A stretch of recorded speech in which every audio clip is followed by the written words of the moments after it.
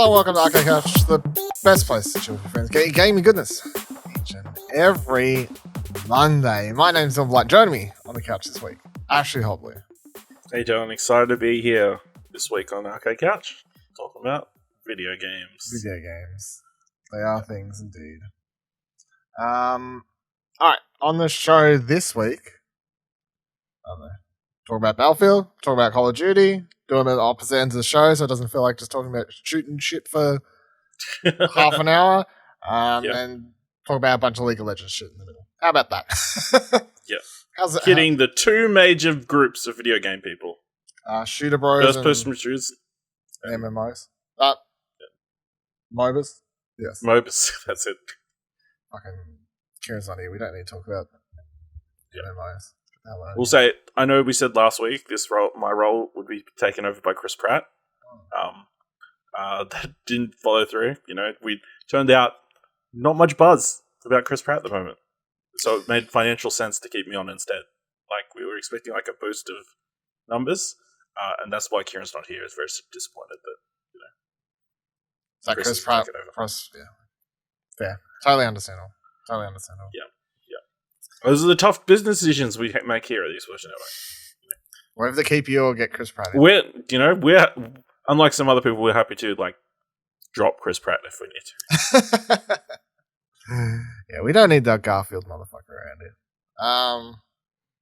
It's me, Chris Pratt. Alright. Not enough love for that spot on impression last week. Very disappointed. I still can't, like, the amount of jokes. It is ridiculous that he's going to be voicing. Anyway, when I'm sitting in the movie theater watching Mario, I may actually think it's the end of the world. Like, the first sign of the apocalypse, yeah, the first sign of apocalypse. I feel like that movie's the first sign of apocalypse. Sure, we've just had a pandemic, but you know. Maybe that was the first sign. Maybe that was the first sign, but Mario's like the second. This is the major sign. Like, if you thought COVID sucked, wait until you see this Mario movie. All right, let's start with my one review. Well, it's actually just a review in progress, but one review I've got up this week. Battlefield 2042. So, this is an interesting one. The way this went is that Monday night, Tuesday night, and Wednesday night of last week, for about 4 to 5 hours per night, DICE, EA Australia, this is how EA did it worldwide, but EA Australia sort of hosted it obviously here, and they did this review event, and each night was in a different game sections, not really mode because there's a couple modes within like the core multiplayer experience, but different sections of Battlefield 2042, with the first being All Out Warfare, which has Conquest and All Out War or whatever it's whatever the other mode's called, I can't remember. And then the other one, Hazard Zone, and then the new Portal, which is where you can play old games and you can mess around and create your own modes and tweak things and all this sort of stuff. So the game's sort of set up in 3 sections. At times they would show us a presentation and then send us into the game to play something, and then we'd have to close it, come back, watch some more of this presentation, back and forth. All up over 3 days, I got to play 10 hours. That's what the Origin game account said, playtime. So, you know, some of that was watching people talk and what a Q&A session after the Hazard night, day 2.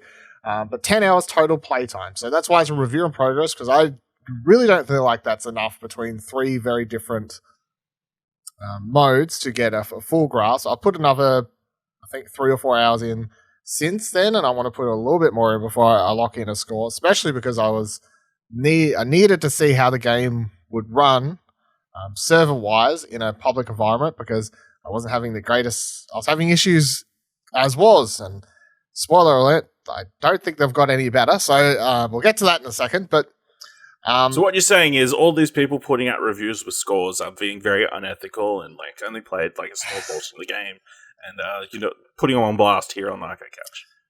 Well, no, I'm not putting anyone on. I feel like I don't really care what anyone else does. I just care what I do, and I would say, in my opinion, 10 hours is not enough to have scored the game. But if you if you feel that's what you can do, then go for you. It's your do what you want on your website. As long as you play more than 15 minutes, right? I mean, as long as you played the fucking game, that's the bar's pretty low these days. But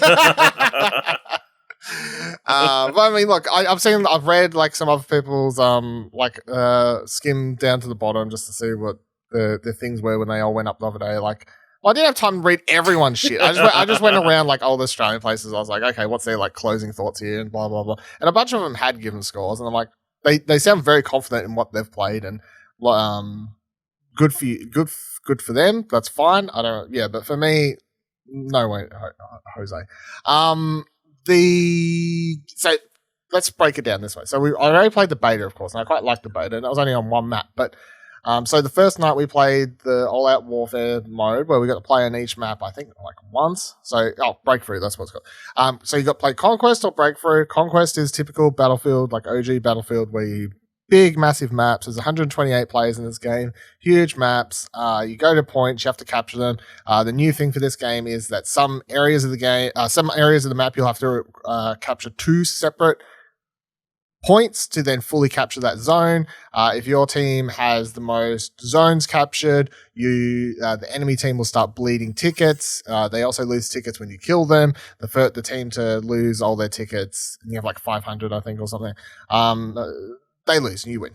And then Breakthrough is you're either attacking or defending. If you're attacking, you're simply just pushing forward against the enemy, trying to defend basically a point. And if you push further enough forward, then they'll lose that and they'll have to retreat backwards, and so on it goes until if the attacking team manages to capture the last point all the way down the end, they'll win. If the defenders manage to defend long enough to kill enough of the attackers, they'll win.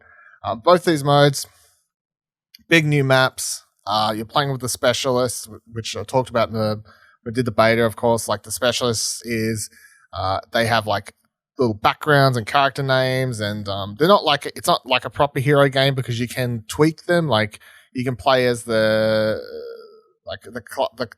dude who has like a grapple gun or a shield or whatever, but you can change their gun and you can change sort of what their grenades and all this. Like you're not solely locked into a fully equipped out loadout. You're just sort of picking what special ability they come with.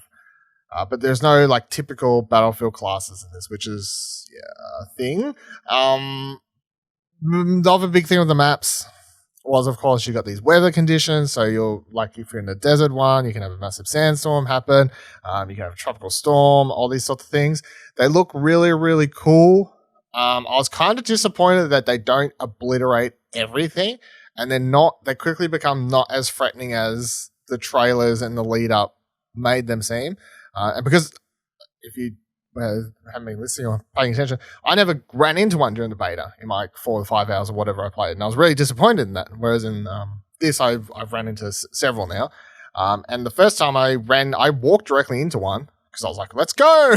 Like, there's a sandstorm. I need to find out what happens." Like, off I go. Fuck my team. Ran into it, and it just like sucked me up and shot me back out the top, basically.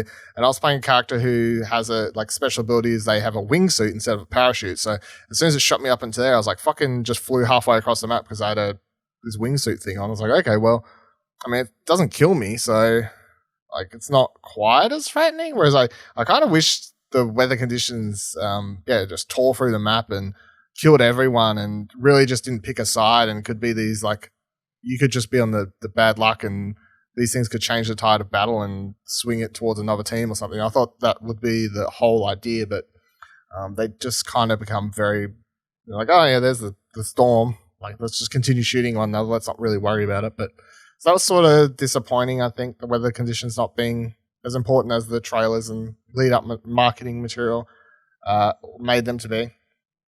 The maps also, I'm not loving majority of them. Playing on either of the two modes, there's lots of like big open areas where there's no cover or anything to do. It's really weird design wise.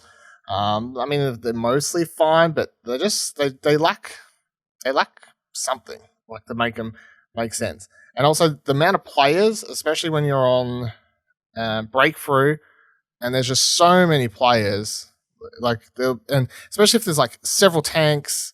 there's like 64 people leaving base at the same time. There's like lots of tanks and shit. It is a lot. And I really don't know if it's worth it, because I think a lot of the issues, like the 2042 maps and modes was when I was having the most trouble running the game.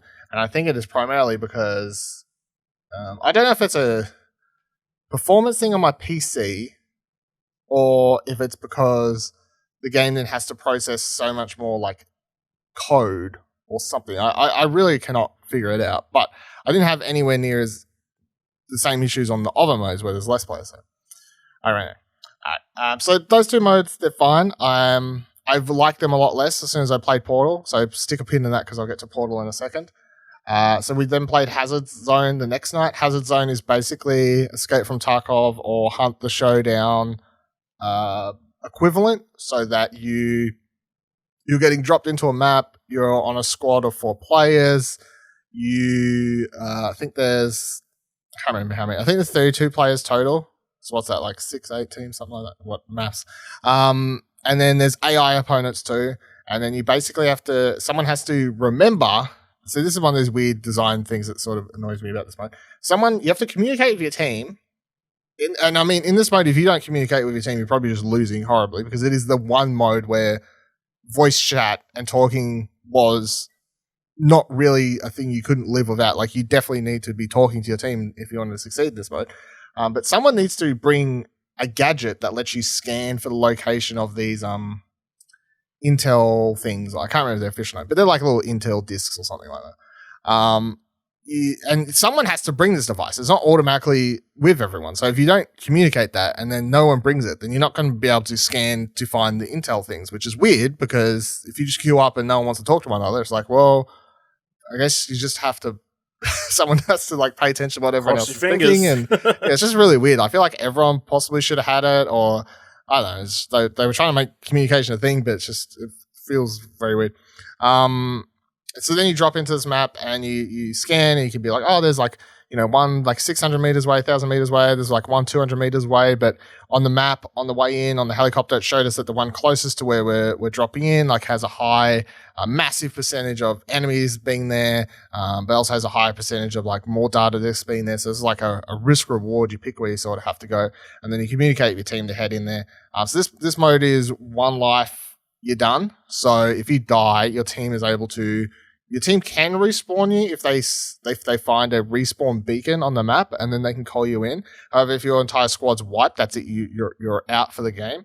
And then the other thing is that you can pick when you sort of want to recall and leave. So if you get like a couple data disks and you say, nope, that's it, let's try and live with these and get some experience points and dark matter credits, I think is what they call it, or something, which I'll get to in a second.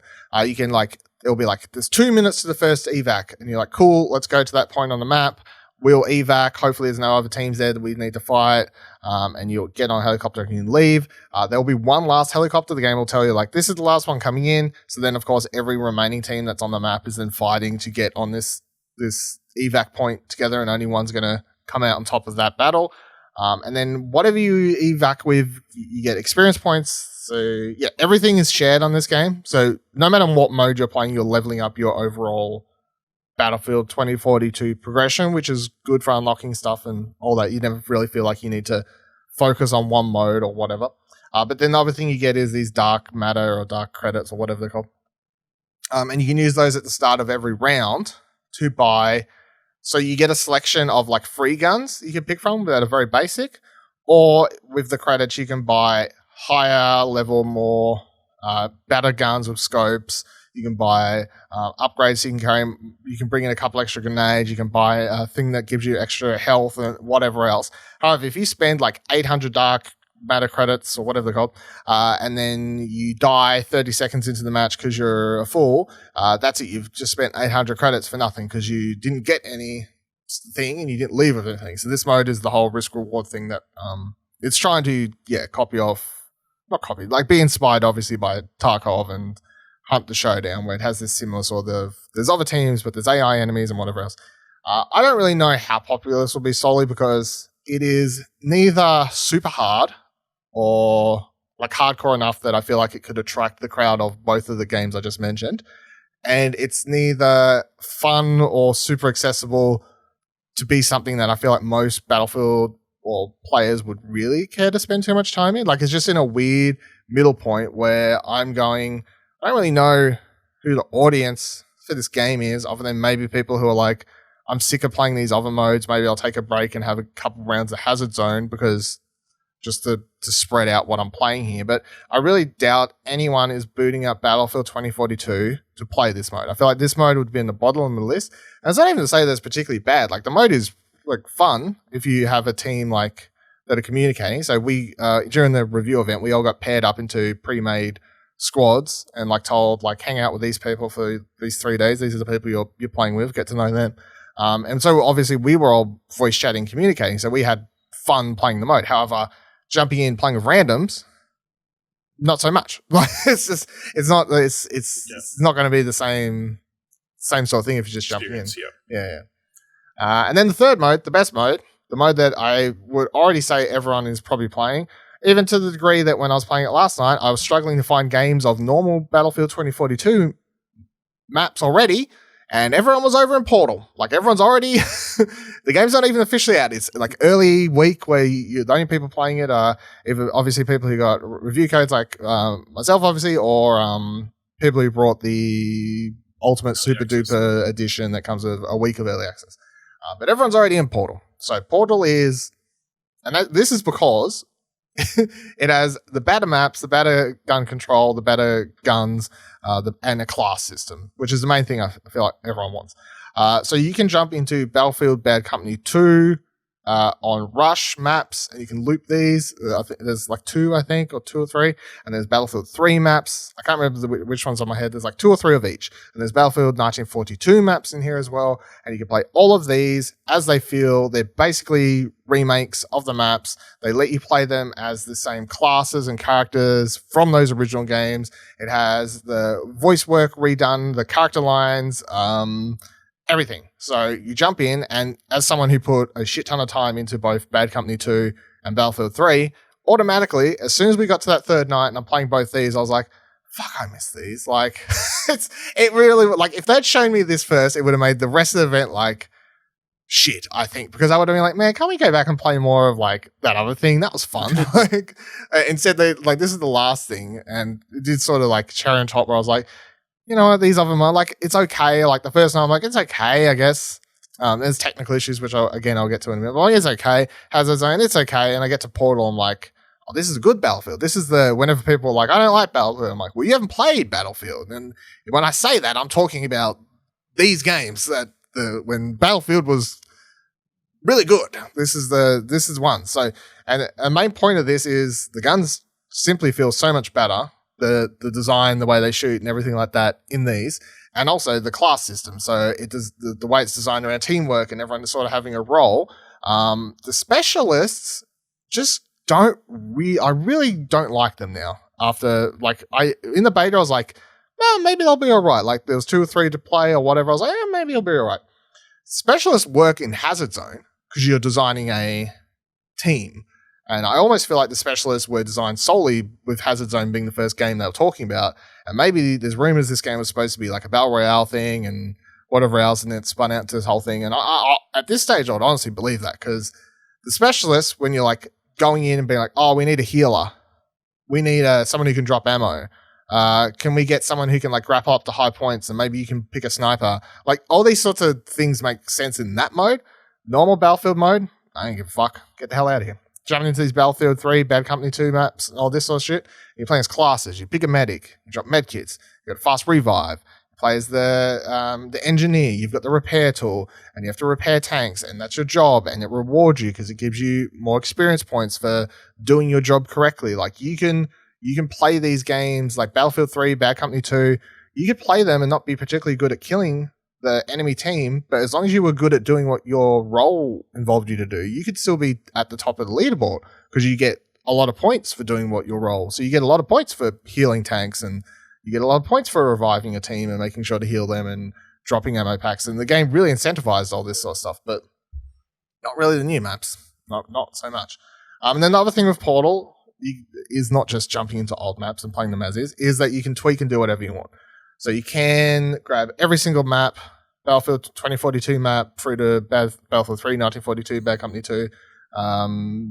You grab all these maps, mix them up, create your own modes, go crazy, or what everyone has decided to do, which I didn't really think about, but I should have, which is just make 1 million servers that are titled Quick XP Farm or something like that, where everyone is trying to basically pick the smallest maps possible at times and then chuck 128 players on them and just being like first to 1,000 kills. And it is just insanity where everyone's just spawning in pretty much in front of one another, shooting one another. It's just people trying to get fast kills to get fast XP to level up and stuff. And then the other way is people are trying to create teams where it's all AI bots on one team and then it's all humans on the other, and they're choosing to give the AI bots no guns. So then people are just spending lots of time just farming up to get XP. DICE has already had to tweak how much XP you can get from killing AI enemies in the game because of this. It was already being abused. So it's really hard to tell what cool things could happen within Portal because no one's really doing it yet. The tools are there though. So in the presentation we got, there's a website you go to. So you do it through the browser, not through the game. You can go to this website, log in with your Origin account, and then you can pretty much you can pick a template if you want. So the example they showed us, which is probably the best way I can explain it, is they were like, we're going to pick this free-for-all template, and then they turned off every gun bar rocket launcher. They made sure that everyone only spawns with one rocket, and then they basically input a single line of sort of code or thing, and it's lots of drag and drop. So you can grab elements that's like if this then that, if this then that. It seems complicated, but it's pretty easy. Once you sort of look at it for a minute, it's not. It would look more complicated than it is. But they changed it so that everyone has one rocket launcher with one rocket, and to get another rocket, you have to jump 5 times. So then we played a match on this mode where everyone's running around shooting each other with a rocket, and then you see everyone just start jumping, because that's the way they can reload the guns. And that's the sort of thing that you can do. They played another one where they tweaked it so everyone runs super fast. You can turn off health regen, you can turn it up, you can turn off a modifier, you can change it so you can't even prone, there's lots of cool little things you can do. That certainly is Portal. Portal will be cool when people start doing cool things in Portal, possibly, and not just XP farming maps, because that is all I can find currently. It's not the best use of it. And then the technical issues. So even last night, I can't find matches. I couldn't get the game to even show any matches. I couldn't join Conquest, Breakthrough, or anything like this. Hazard Zone crashed on me. All these things where the game is running badly on a lot of people's machines. So during the event, people kept writing, and people have better computers than me. People have 3080s and shit like this, and they're going, look, I'm struggling to get this to run consistently. So it sounds like it's just poorly optimized, which is really weird. And then I had to even so for on my end, I'm trying to get a solid 60 frames per second, and it didn't make any difference if I put it on medium, high, low, super low, turn DLSS on, off, change it to super optimize or whatever. I'd get maybe 1 or 2 frames per second difference, at which point I'm going, what are all these settings changings doing? It's making the game look shit. I turn it on super low and everything looks terrible, but the frame rate's the same. So I'm like, what? It doesn't really make sense, but cool story. Yeah, I mean, that's the that's the Battlefield package. All in all, I really like Portal because there's a lot of potential there, and I really like playing on all the game modes. I like some of the new maps. Not all of them. I like some of the new maps.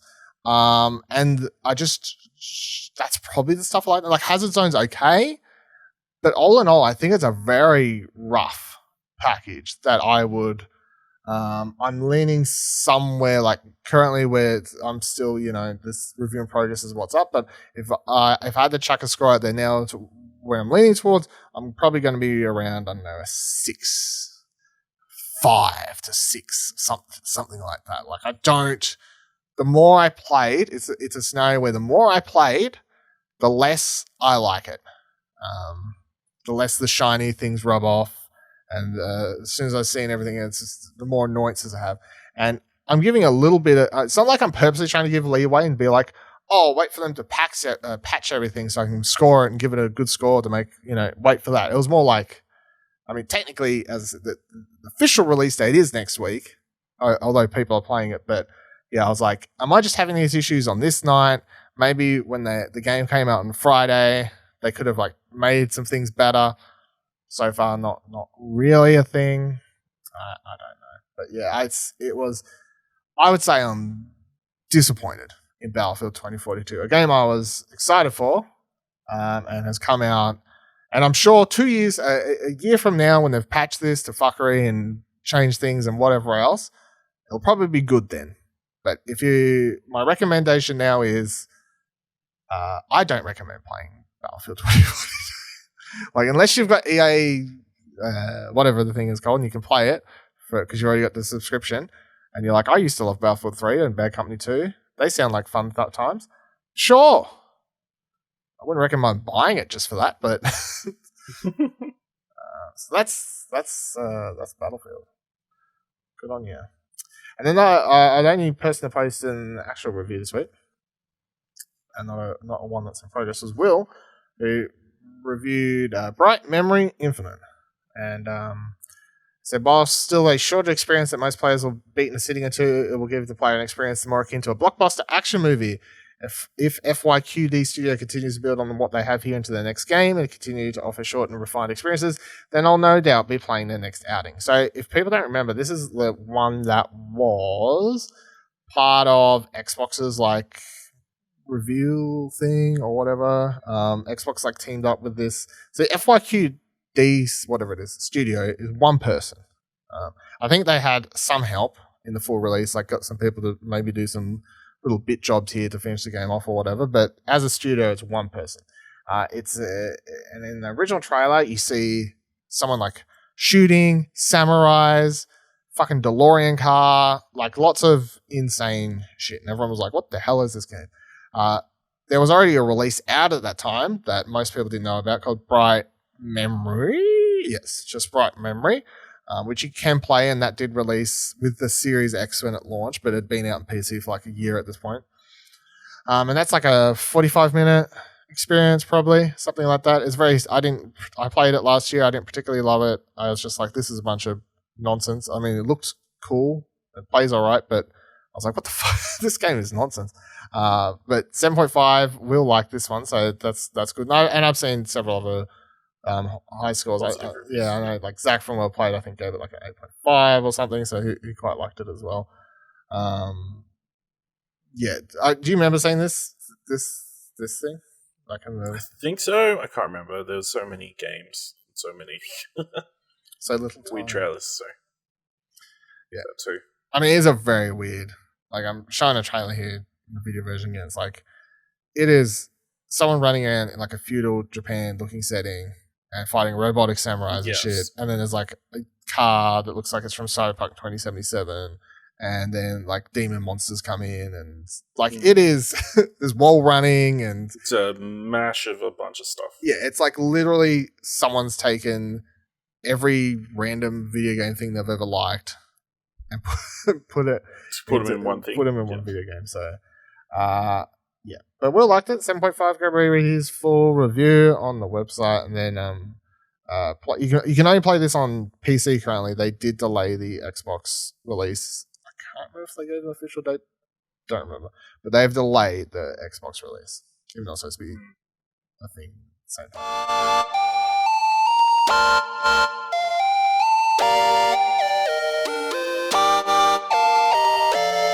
All right, let's get into this week's news. Eurogamer writes, Forza Horizon 5 is off to a great start, according to new stats released by Microsoft. Playground Studios' excellent racer already has 4.5 million players across PC, console, and the cloud devices, Xbox boss Phil Spencer revealed via Twitter today. This means Forza Horizon 5 has enjoyed the biggest launch yet of any Xbox Game Studio title, and its concurrent player peak is triple that of Forza Horizon 4. Of course, many of those players will be playing the game via Xbox Game Pass, where it launched day and date alongside retail copies. but a sizable portion of players, over 1 million people, actually began playing yesterday. Early access was granted, so when they write this, obviously. Early access was granted to those who'd brought a $99 premium edition or had picked up the $50 premium add-ons bundle for Game Pass subscribers. So there's a lot of interesting things here, and I'm sure I bring this up just so you can shit on Game Pass or whatever else, but you gotta wonder, and we'll never know the official maths or whatever else, but from everyone's tweeting about this, from Xbox and Playground and the studio director of Playground, all this, everyone seems very happy with this. So I highly doubt that between the Xbox subscribers and however that works out in there, however much the pendulum swings so they get some of the pocket change out of that or whatever, that I think this is very good for them. It's the way it's been sounding. Even though you like to go Xbox Game Pass, surely they're making as much money if everyone had to buy the game. Probably not, no. But I still think this is triple the concurrent players that Forza ever had, and 4.5 million players at the same time. And then they point out that 1 million people had already brought it, and they can't confirm which was the premium, which was the add-ons bundle. But you got to wonder how many people to play it via Game Pass and then buy the add-ons bundle so they can get all the DLC and shit. But they just buy that, and they're happy to not buy the full game. I don't know. Give me a hot take. It's good, I guess. Oh my god! I mean, you look at the numbers. I mean, 1 in 4 are buying the actual game at full price. So, I mean, that's 3 out of 4 that are probably playing Forza because it's on Game Pass, and wouldn't have given it a try or put their money towards it, I guess. So, yeah. Whatever's working for them is working for them.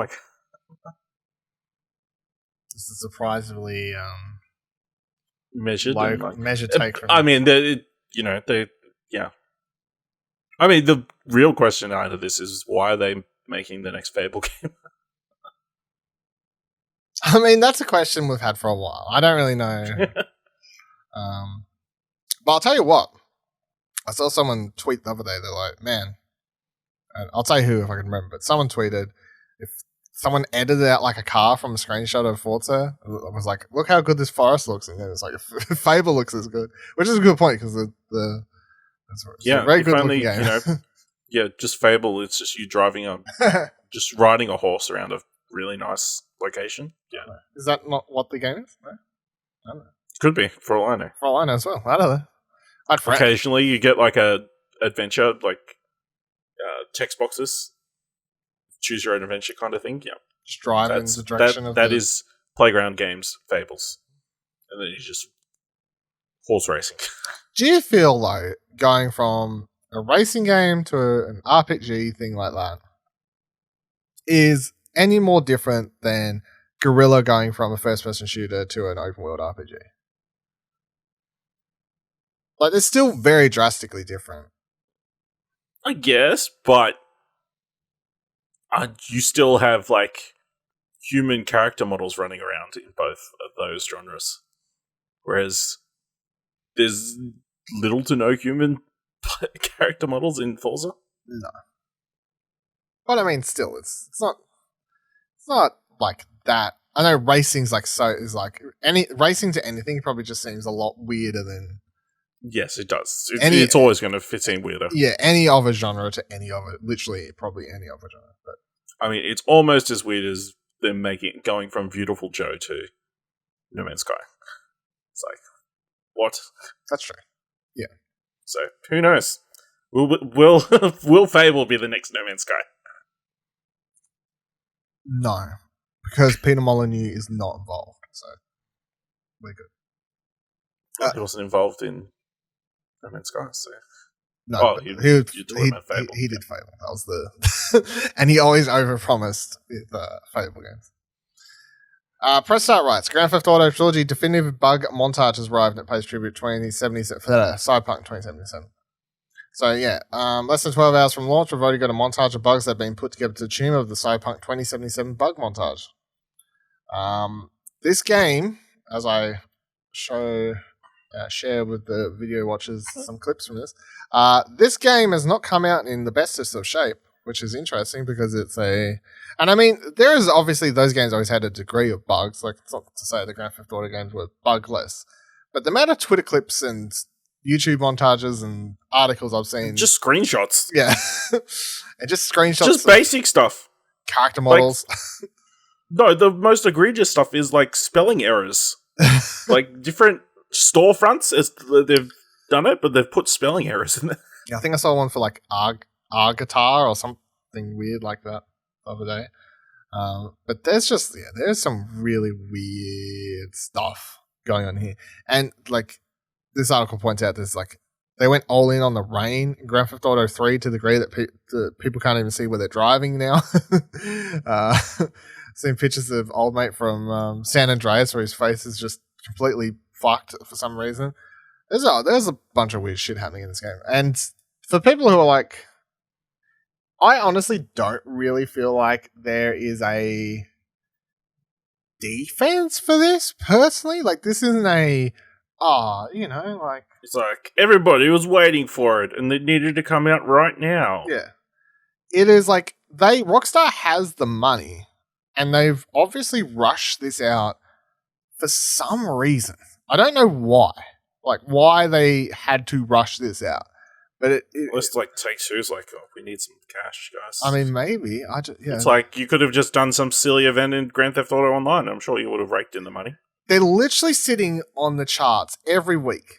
Number one game, Grand Theft Auto 5, consistently. And that's not even thinking about, imagine how much money they do make from online purchases, like cash for that game or whatever. So much. They would make shit ton of money. So they really do not have a real reason why this game is as fucked as it is. And it's not even a thing of like, oh, you should have like put the money in to do like a full from the ground up 100% remake. No. But I mean, spelling errors, weird character bugs, like the amount of stuff that is floating around on Twitter. This is from a Polygon article. The Windows PC version of the game has its own major problem. Rockstar had to pull it from sale due to major problems with the company's own launcher. Players who own the PC version were unable to play the releases due to issues with the Rockstar Games launcher. So they bought the game, can't even play it, even if it is shitty. Because of their shitty launcher. Yes. Which I forgot was a thing. Yeah. I always forget it's a thing, and I'll probably forget again until next time it's mentioned that it's... Well, you haven't played GTA 5, so... That's true. But I think I own it on there. Yeah, I think I owned it on the Wasn't it free? It was probably... Or something? At some point, yeah. So I think I own it nearly everywhere, and I've never played it. So that's fine, though. I don't need to. They don't deserve my money off this piss poor thing over here. I'd interested in potentially maybe wanting to play Vice City. Not now. Yeah. Get the hell out of here. I'm using this to cover up the fact that I just don't have time. I wasn't going to do it anyway, but... But now you've got an excuse. It's because the game was fucked that I decided not to. There's nothing to do with anything else. All right, let's talk about... Yeah, actually, I put these in the wrong order, but we'll do this first. SteamDeck Delayed. So oh no! There's two delays coming up here. This is the first of them. Kotaku writes, Valve has delayed the release of the Steam Deck handheld by several months. It announced in a statement today. The anticipated handheld will now start rolling out in February 2022, pushed back from its initial December release. Quote, "We're sorry about this. We did our best to work around the global supply chain issues, but due to material shortages, components aren't reaching our manufacturing facilities in time for us to meet the initial launch dates." So that's sad for people who are getting those. We're not going to spend too much time on it because no one in Australia was getting one anyway. Yeah. But this now means that if ever it was going to come to Australia, that was maybe now delayed more, probably, because they're going to have to take this much longer to get even out the American dates and whatnot. But the one I do care about, and why they had to do these both within 7 days of one another, come on, point. Well Played writes, the launch of PlayDate has been delayed until early 2022. Panic Inc., the brains behind the handheld PlayDate console, has revealed that the launch date of the PlayDate has been pushed to early 2022. The delay stems from faulty, inferior batch of batteries, the company stating that of the first 5,000 units produced that they tested, the battery life was much less than what they stated, with some units completely dead on arrival or wouldn't charge at all. After investigating the issue, Panic made the, quote, expensive decision to replace old batteries with brand new ones from a different supplier, and says that based on initial testing, the new batteries will deliver the battery life, if not better, than they aimed for. The bad news didn't end there, though, with Panic revealing that due to the global chip shortage, love that thing, they've been unable to purchase more of Playdate's CPU, resulting in the company having to source another CPU more widely available for units set for delivery in the later half of 2022. So they did also... I mean, Dylan, I'll be honest. I'm really surprised this doesn't run on AA batteries. That's fucking offensive is what that is. Get the hell out of here.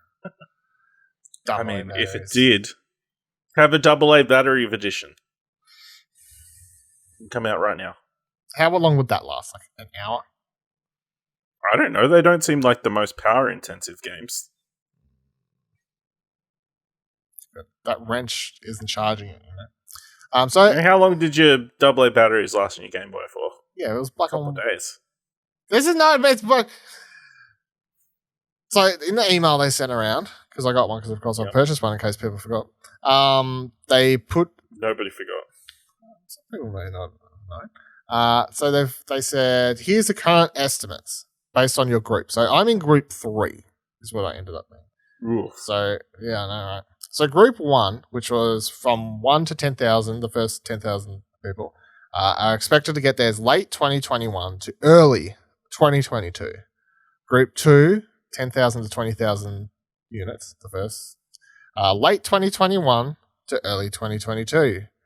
Group 3, the people between the 20,000 and 30,000 mark, somewhere in there, as still 2022, second half. Oh. Group 4 is the same, so that's between the 30 to 40,000 people. That's second half of 2022. And the Group 5, which is up to the 50,000, the first, whatever, they did 50,000, that's as far as I've got. Still 2022, but late second half of 2022. So, Dylan, you'll have to buy like an old school, like handled pencil sharpener to get your cranking fixed. Maybe. Until 2022. They say here also units past 50,000 will almost certainly land in 2023. Dun, dun, dun. Should anyone ahead of you in line cancel the order, your place in line will move up. So hopefully I'm positioned 20,001 and I just need like one person to cancel. Or maybe, like 10,000 people cancel. It's like, I need that money. I'll buy it later. I need that money that I pre-ordered to, pay bills. Fucking bills. Get the hell out of here. Nonsense. Pay my medical bills here in America because we've got no free healthcare. That's true. That's a fair. There we go. But yeah, Playdate. Still looking forward to it. It's just I'll have to wait longer. Yep. Polygon. So just in case, I thought I'd point this out because hey, is everyone watching Arcane? If you are watching Arcane League of Legends or however they is it League of Legends Arcane? No, they're doing Arcane. Yeah, but don't they have underneath they say League of Legends? Anyway, Arcane, the show that's a League of Legends show. And if you're watching that, like a lot of people are, and I've seen people tweeting about it and going, man, maybe I should try out League of Legends. No, don't. Because it's not very easy to get into.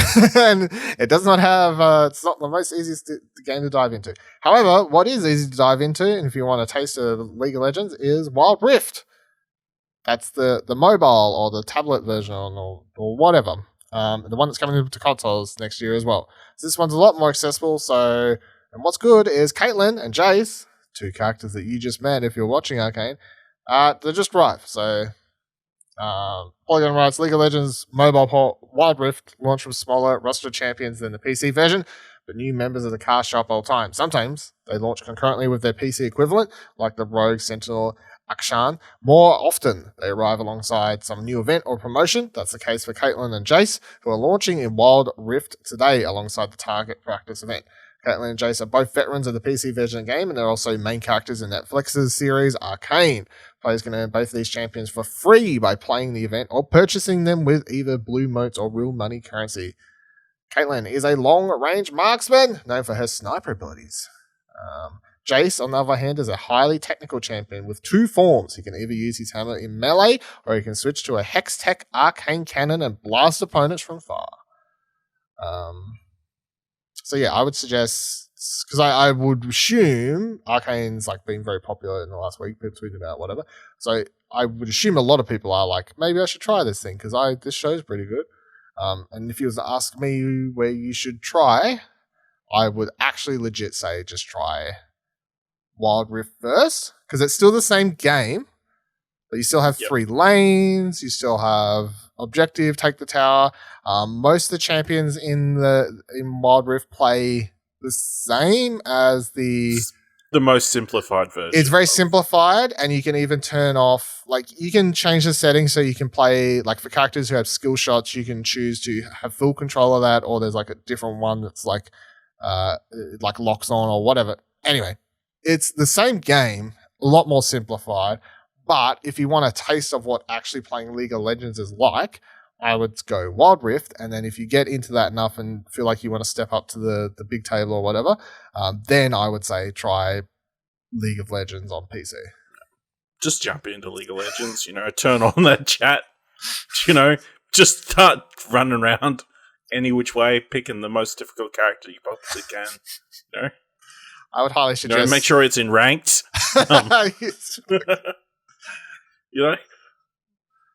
Just keep asking questions about how to do stuff. I'm sure, people will be really happy and helpful. Right? I would suggest not doing that if you want to live and not get swatted by some angry 13-year-old who's sitting at home getting pissy at you. Yeah, Wild Rift. Well, I wonder if we'll ever get a PlayStation really. Well, the plan was always that it was coming to consoles at some point. At some point. I just can't remember the last time we got an update. So I think it was meant to be this year. But actually, I think it was meant to be end of last year. It's been a while. So, but, everything's been delayed because of COVID and stuff. So now's the time. I blame the chip shortages. It's a real thing, though. Yeah. It affects weird things. Like, it affects dice and some other things. Why? Why? Just take the chips out. It's the vacuum. Get rid of that smart technology. You know what I mean? Like, get it out there. It's fine. No. Give us the basic version. Yeah, take the chips out of the dice and put them in the PlayStation. You know what I mean? Like, you need to figure out the priorities of where the chips go. Yeah, someone needs to get the shit straight. Can we survive with this not having a chip? All right, skip. We did for years. It's like a triage in the medical field when there's an emergency. Okay? Just go, most necessary stuff first. Yeah, and it ain't the vacuum. it ain't the vacuum. It's the PlayStation. Never the vacuum. It's never the vacuum. All right. Also, League of Legends related. They announced another game, another spin-off, because sure, why not? So, Hex-Tech Mayhem gives League of Legends' weirdest character his own game. Right, Kazaku. Riot Games have announced its next games in the League of Legends universe. Hex-Tech Mayhem, a League of Legends story, is developed by Choice Provisions under the Riot Forge publishing arm. It's a fusion of 2.5D side-scroller and a rhythm game, what Chalice Provisions call a rhythm runner, starring Ziggs, LoL's own explosive expert. Ziggs' quest has him out to build the greatest bomb the world has ever seen. In order to do this, he must outrun Heimerdinger, who's in Arcane, who wants to bring him down. Both Ziggs and Heimerdinger are characters well known to League of Legends players. Both characters come from a race of creatures called Yordles. Both are considered mages, but their playstyles are quite different. Ziggs is all about explosives and throwables. Heimerdinger is an inventor, and a lot of his abilities are electric in nature. While he can fire Hex-Tech rockets of his own, Heimdinger's greatest weapons are his 2 deployable H-28G evolution turrets. We doubt these will show up in Hex-Tech Mayhem, but who knows? This game actually looks alright, I think. Like, if you look for a try, it's got bright art style. It's got a rhythm thing that seems kind of cool. Like, I'd play it. I'd give it a go. I like rhythm games. I like side-scrolling things. I like League of Legends. Usually when I'm not playing it. That's actually the best way to describe League of Legends. How do you feel about League of Legends? I like League of Legends a lot when I'm not playing it. When I'm not playing it, I'm a big fan of the game League of Legends. I like thinking about it.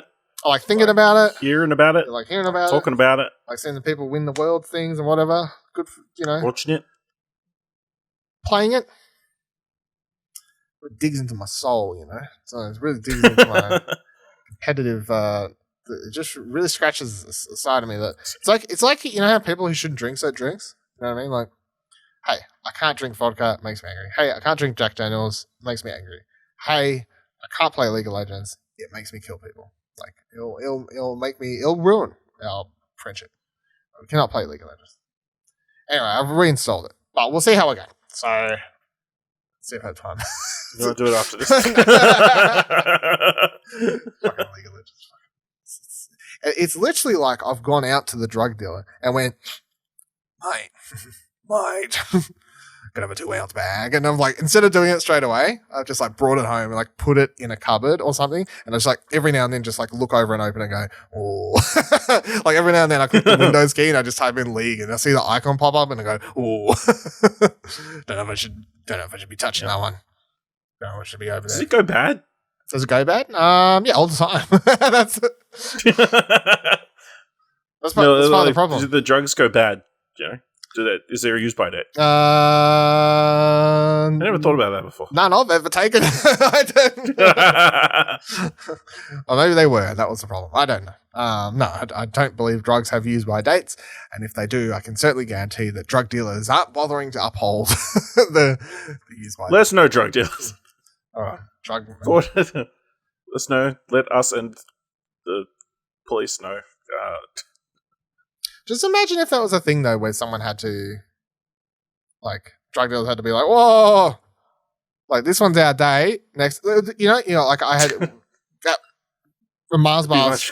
Mars bars like 2 weeks out of date, so you have to, like, mark it down, like, to sell it at the server and shit like that. So it's like, someone's like, look, mate, like, the cocaine is off next week. So it's buy one, get one free. He's secret, like, trying to hand you off the deal, and he's like, pulls out one of those price guns. It's used by date on it. Little bag. So this is if someone wants to make that, that's a very good idea for like a funny little short film or funny little skit there for you. If someone wants to turn that to a thing. All right, last news story. Yeah, VG 24/7. The Game Awards will showcase at least 40 games, offer true next-gen stuff. This year's We Already Know the Game Awards will take place live in person at Microsoft Theatre on Thursday, December 9th, 2021. But other than that, there hasn't been an awful lot of information about the show shared to date. Luckily, the Game Awards organizer, Jeff Keighley, has shared some more information about what we can expect from the showcase in a new interview with Epic Games. The most important part of the interview addresses the number of those eponymous games that will featured at the show. Keighley noted that 40 to 50 games will be included in the show in some way or another. We just hope they're not all announcements and new trailers. We can only write up news so fast. Given that about half the show is awards, and the other half is announcements and premieres, it sounds like we're going to have a busy night of moving at breakneck speed. Keighley also said the show will feature really cool next-gen stuff, but that likely means PS5 and Xbox Series X, which many people call current gen. And by the way, my note on that, yes, we call it current gen now. It's no longer next gen. Like, it is the current generation of consoles. In fact, we just passed the year of both them releasing. They're a year old now. It is the current gen. It's not fucking next gen. So we're going to get a bunch of stuff. And then, continuing on, if you thought the loathsome gaming trend of including NFTs in just about everything possible would also infect the Game Awards, we've got some good news for you. Keighley has said, quote, "We're not doing any NFT stuff." End quote. Full stop. Fucking end. Should have said shit instead of stuff. Would have been really quiet. Yeah. But he's flirting with the idea of getting the Game Awards into the metaverse. So, saying, quote, "We're really interested in the metaverse style of how people watch the show. We're starting to explore the idea of finding new ways to distribute it using games and games technology. That's actually kind of our next platform, right? We're a show about video games. So, of course, we should be airing it inside of video games if we can." None of that surprises me. Keighley, of course, has been involved a lot in this Fortnite, like events and stuff and whatever else. Like, Listen, give us what we want. Jeff Keighley Fortnite skin. it's probably going to happen. I honestly wouldn't be At surprised. the Game Awards, what are the odds that it gets announced? You can play as me in Fortnite. Well, I was going to say, maybe he has already worked out a deal where the Game Awards will just be inside Fortnite, and then he could have a skin as part of that. Yeah. Like, it's only a one-off thing. Like, if you join Fortnite during the 3 hours that's on, you can watch the show and do your little emotes. And you get a Jeff Keighley skin, and Jeff you Keighley can skin. get a special pickaxe that's in the shape of a Game Award.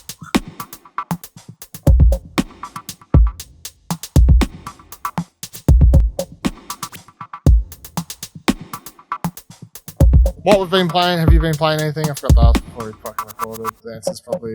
We played Knockout City Season 3. Yeah, do you want to give... Yeah. Still Knockout City. It's still... I played a couple of rounds of that new Royal Rumble mode that may or may... I think it's probably going to be finishing soon by the time this comes out, where it's pretty much just a battle royale, kind of, like a free-for-all. Oh, no, it's more like a Last Man Standing mode, where you fight out with 8 other players. I guess it's battle royale-esque, and the map slowly shrinks. And if you're outside the circle, obviously you get 2 hearts. Your heart gets depleted in like the more time you spend outside the circles and that kind of stuff. But yeah, it's fun. Obviously, it's tough when it's like the last 2 people and you're just throwing the ball back and forth at each other, waiting till somebody doesn't catch the ball, I guess. Or if somebody loses a heart previously, it's like you just wait them out, you know, because the circle just disappears eventually. You're both stuck outside of it. Yeah. How many people? Yeah, is there 6 people in the game? Or? It's 8 people. Oh, 8 people. Yeah. So yeah, first person to win 2 rounds effectively. So, yeah. A nice touch is like it makes it really difficult for someone to win 2 in a row because you keep the number of hearts if you win. Yeah. So it's not like one person wins again, game over. It's like, well, there's a possibility, but it's pretty difficult. And yeah, that's pretty fun. You know, cool new skins, a bunch of stuff. Yeah, it's fun. Join it. We didn't play it for a while. Yeah. We did a couple hours or whatever. Plays good. Yeah. New PS5 version looks a little bit better. Still hard to get matches sometimes. You reckon? We didn't have much trouble that time of night. day. Or maybe it's daytime. Was you playing during the daytime? Yeah. I played. It takes like a minute or 2 to get enough players, and it seems to be almost the same 8 players playing the same mode again. And I heard Buddy was having difficulties finding matches at 1 o'clock in the morning, which isn't surprising. But yeah, yeah. You would have hoped there would have been a bigger influx of players after it dropped on PS Plus. So. You would have hoped, but I mean, there's a lot out also. Yeah, that's true. So, which I'll just give my quick, because I'll probably talk more about it next week. And I've only played like a couple hours, and it's only multiplayer stuff. So, but I was saving it at the end to bookend my Battlefield. Well, it's Call of Duty Vanguard. So I've played some multiplayer, and I've played zombies. I haven't touched the single player at all yet. But I've heard it short, of course. So I think it's like only 4 hours or something. So probably just bust through that one afternoon soon. But multiplayer, good so far from my playing. I think the multiplayer is actually fast. It's what everyone wants, like out of Call of Duty usually, which is fast-paced gameplay. The maps all seem really good. It's got more maps in this than the last couple, which I was surprised at how many maps there are. And so far, I don't hate any of them. Like they're all like they're not. Call of Duty is not usually my favorite way to play shooters, but I understand like what makes a good. Like this feels like what Call of Duty fans want out of a Call of Duty game. Like and I was like, you got the usual unlock system. They got a battle pass system now, where all upcoming maps and stuff like that is going to be free, and they're just sort of going here, buy the battle pass. That's how which is I think a much better way to do to do it compared to having to buy expansion packs or whatever to get to make sure you can play the maps with your friends and whatever else. So that's cool.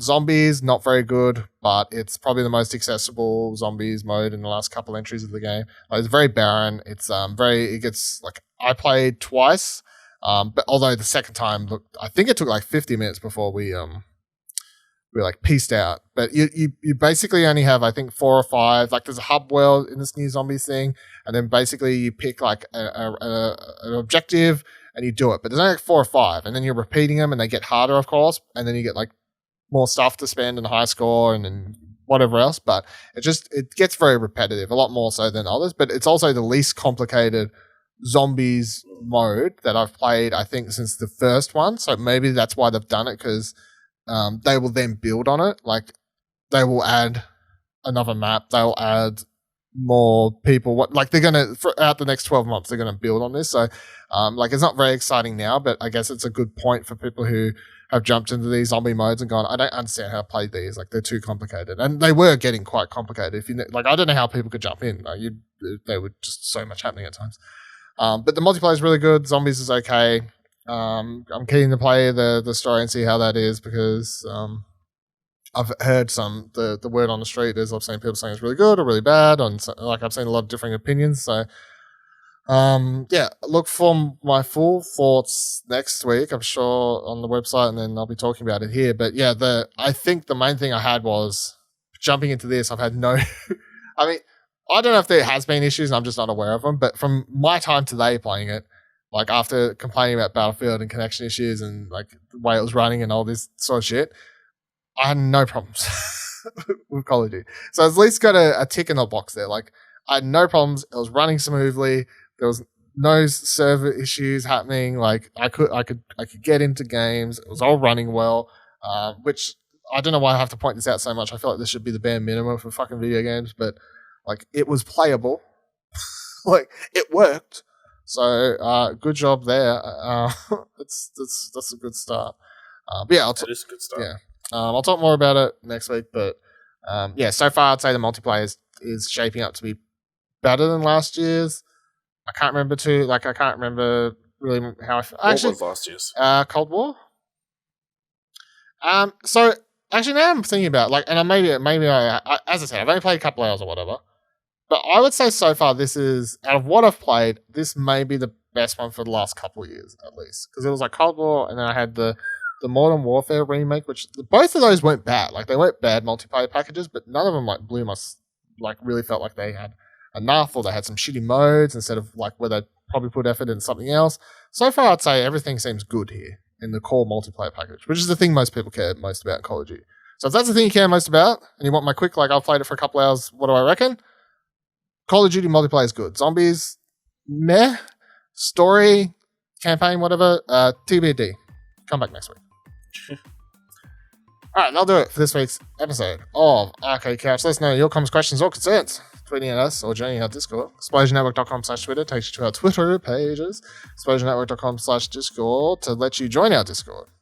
Ask me about Call of Duty there if you want. I don't do it, you never need to. And if you like this episode and would like to support us, ExplosionNetwork.com/support takes you to our Ko-fi page, where you can donate as little as $1 to help keep the podcast mics and lights on. Until next week, same time, same couch, and we're approaching. We're approaching halfway through November next week. We've got 4 weeks left of Game Awards. We're in it's getting towards that time, Ash, if you know what I'm saying. The end of the year, sort of downhill slope right to the end of the year. It's getting busier. People talking about Christmas shit. Trying to work out our best of 2021 shit. It's all.